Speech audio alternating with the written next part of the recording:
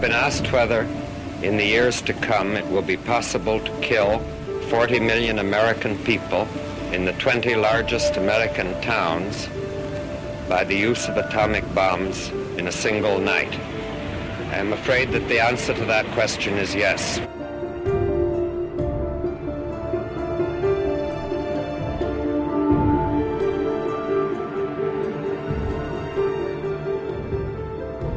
Would the world be better off if we had never understood how to split atoms? Yes, of course it would.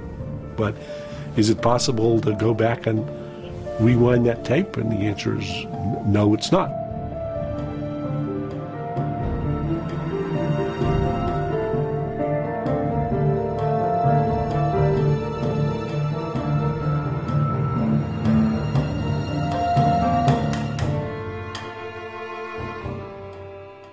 This is really the culmination of a golden age of physics. It just so happened that Oppenheimer grew up in New York, and he was a bit spindly, and his father wanted to toughen him up, and so he sent him out to New Mexico to ride horses. He would take off on horseback riding trips into the wilds of New Mexico for 3 or 4 days at a time with a jar of peanut butter and a bottle of whiskey, and must have seemed like a good idea. So he knew this spot, and he knew how remote it was, and that is why Los Alamos today is where it is.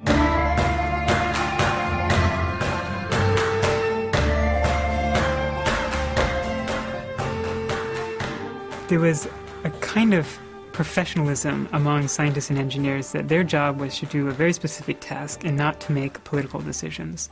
And with the dropping of the bomb, many of the scientists realized that there are moral consequences to their work. Finally, after 3 years' work, the atomic experts were ready to test their first bomb. In the control shack was Dr. J.R. Oppenheimer. The automatic controls got it now. Rob, this time the stakes are really high. It's going to work all right, Robert, and I'm sure we'll never be sorry for it.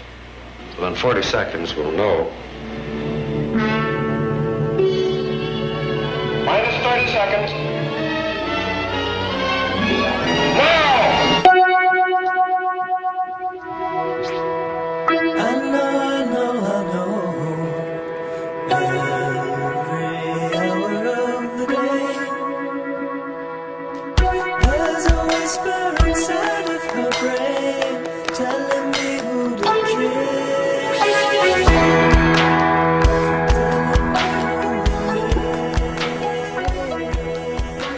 The actual seeing of what this uniquely destructive force that man was unleashing, and realizing that it was the same old human beings with the same old limited capacities, led him to then become quite philosophical. Few people laughed. Few people cried. I remembered the line from the Hindu scripture, the Bhagavad Gita, "Now I am become death, the destroyer of worlds." I suppose we all thought that one way or another.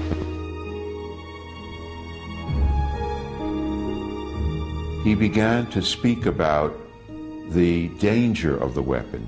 He began to oppose the so-called super bomb, one form of the hydrogen bomb.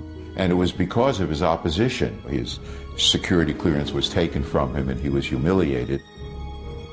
And then Einstein, a few years later, saying that atomic weapons had changed everything except the way we think, that we hadn't understood, and I think we still don't understand that we have created weapons that can destroy us, that can end life on this planet, and we've done that. The question will be, do human beings have the vision to address and to cope with, to survive? I think the only hope for our future safety must lie in a collaboration based on confidence and good faith with the other peoples of the world.